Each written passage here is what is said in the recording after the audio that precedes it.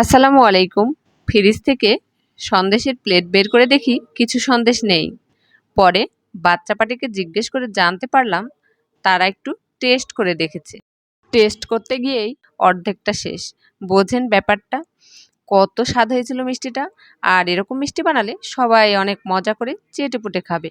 তো চলুন আজকে আমি আপনাদের সঙ্গে সন্দেশ রেসিপিটি শেয়ার করি। এখানে আমি হাফ কেজি মতো দুধ নিয়েছি। 1 টেবিল চামচ পরিমাণ কর্নফ্লাওয়ার মিক্সড করে হাই হিটে ভালোভাবে অনবরত নাড়তে থাকবো। না নাড়লে দলা পেকে যেতে পারে। কিছুটা ঘন হয়ে আসলে দিয়ে দিলাম স্বাদমতো লবণ। আরও কিছুক্ষণ নাড়তে নাড়তে যখন বেশ কিছুটা ঘন হয়ে এসেছে তখন দিয়ে দিলাম আগে থেকে করে রাখা ছানা। ছানাটা আমি হাত দিয়ে একটু মেখে নিয়েছিলাম, খুব বেশি মোলায়েম করিনি, করলে দানা ভাবটা থাকবে না। এবারে দিয়ে দিলাম 1 চা চামচ পরিমাণে এলাচ গুঁড়ো। মিষ্টি জাতীয় জিনিসে এলাচ গুঁড়ো আমার একটু ভালোই লাগে। এবারে অনবরত নাড়তে নাড়তে শুকিয়ে নিতে হবে। একটু সাবধানে নাড়াচাড়া করবেন, কারণ অনেক সময় ছিটে এসে হাতে পড়ে।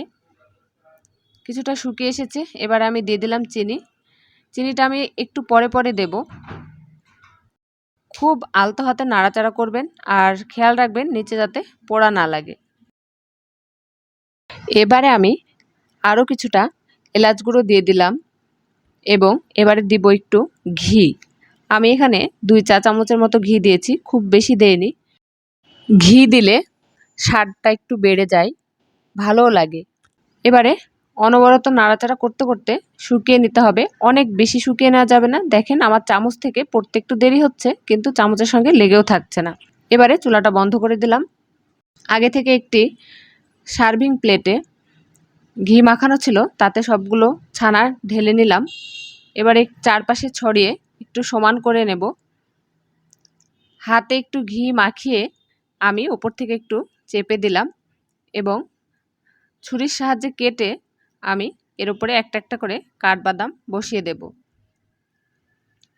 সন্দেশটা খেতে অনেক মজা হয়। আপনারা একবার বাসায় বানিয়ে খেলেই বুঝবেন কতটা মজা হয়। রেসিপিটি ভালো লাগলে অবশ্যই লাইক কমেন্ট করে পাশে থাকবেন। যারা আমার চ্যানেলটি এখনও সাবস্ক্রাইব করেননি অবশ্যই চ্যানেলটি সাবস্ক্রাইব করে আমার কাজের উৎসাহ যোগাবেন।